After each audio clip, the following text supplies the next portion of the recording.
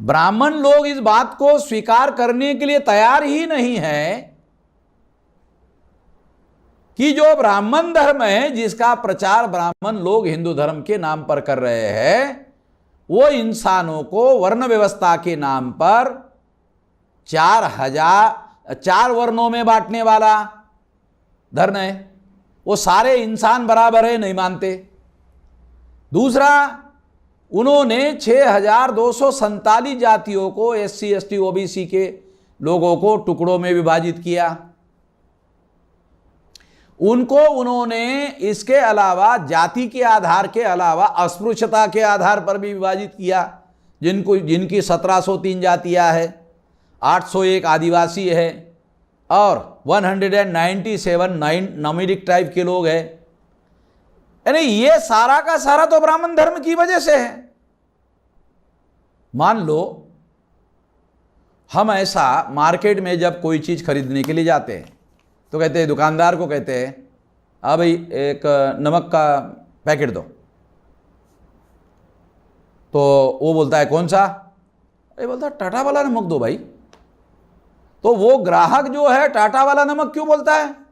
तो टाटा जो है बहुत बड़ी कंपनी है, बहुत सारी बातों का प्रोडक्शन करते हैं, मगर टाटा शब्द का उच्चारण करते ही क्वालिटी आती है। टाटा का माल बोले तो बढ़िया ही होगा। तो नमक जो उन्होंने बनाया वो नमक की भी बहुत बेहतरीन क्वालिटी होती है। तो टाटा का नमक हम लेते हैं, क्यों? कि टाटा के नाम की जो फैक्ट्री है उसमें जो भी माल बनेगा बढ़िया ही बनेगा, ऐसा हम मानकर चलते हैं। मगर इसका एक मतलब है कि कोई बढ़िया क्वालिटी की वस्तु बनती है, उसका प्रोडक्शन होता है, तो वो फैक्ट्री बढ़िया क्वालिटी की होती है।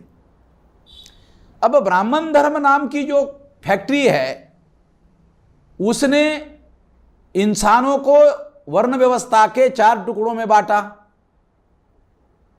फिर 7000 जाति के टुकड़ों में बांटा, फिर अस्पृश्यता के टुकड़ों में बांटा, ट्राइब्स के टुकड़ों में बांटा। ये जो उन्होंने बांटा, तमाम प्रकार के टुकड़े किए, इससे यह बात प्रूव हो जाती है कि अगर इतना घटिया क्वालिटी का माल अगर वो पैदा कर रहे हैं तो वो ओरिजिनल सारी फैक्ट्री खराब होगी। ओरिजिनल फैक्ट्री खराब होगी तभी तो घटिया किस्म का माल पैदा हो रहा है।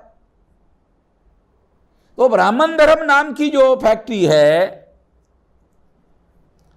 ये फैक्ट्री ये घटिया किस्म की फैक्ट्री है, इसलिए तो घटिया किस्म का माल पैदा हो रहा है। तो ये बात हम लोगों को समझना बहुत जरूरी है। और अगर घटिया किस्म का माल पैदा हो रहा है और ये जबरदस्ती आप थोप रहे हो, वो स्वीकार नहीं कर रहे लोग, इसको, इस घटिया बात को स्वीकार नहीं कर रहे, बल्कि जब आप उसको थोप रहे हो तो जब आदमी का विवेक जाग जाएगा तो वो तो इसको बदलने की कोशिश करेगा, और बदलने की कोशिश करेगा तो वो धर्म परिवर्तन कर सकता है। और ये अधिकार भारत के संविधान ने उसको दिया हुआ है।